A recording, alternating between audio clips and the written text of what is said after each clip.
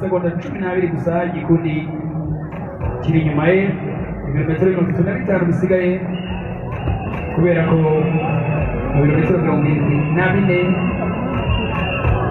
bamaze gukora hafi 40 3 laps to go.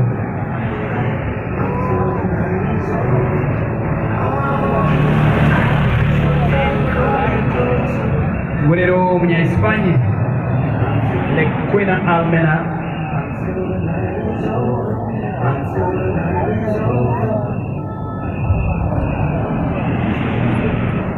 ikundi rero amadovize y'amasegonda 15 mbibutsa yuko uyu munsi bari bukore laps eshanu zonyine muri Women Juniors 5 laps.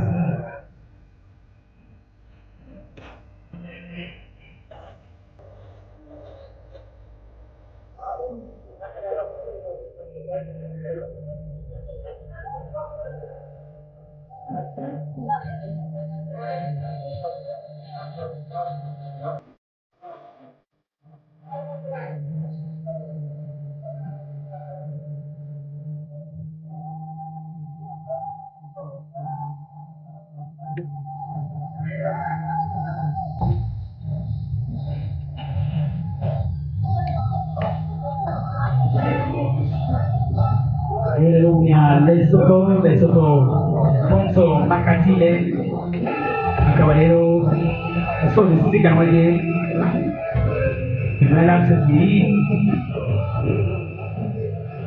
so kaya traction kuchini wambelero oye usted se caranga una en español buena armena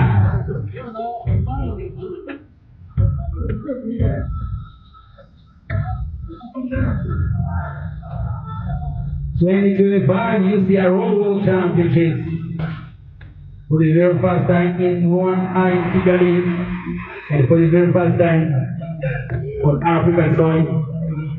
Maeva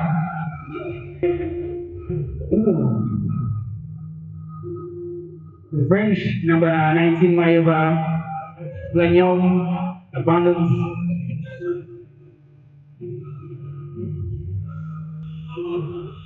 Yeah, we saw her struggling on the first climb of the Kuri and I think after a few trips up here, it's a done deal for her. Alors, on la voyait souffrir énormément sur la première ascension du Kuri.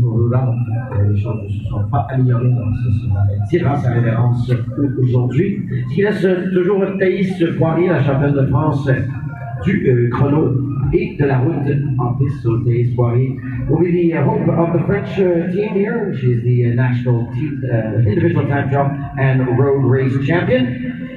I think good to see because she's back in the mix is Gabriella McHugh. She struggled a lot also on that first climb.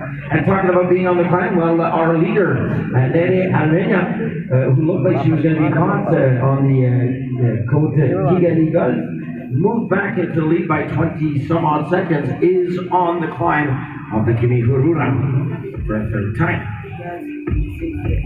Kunshura gatatu rero bazamuka ku mapave ya Kimihurura.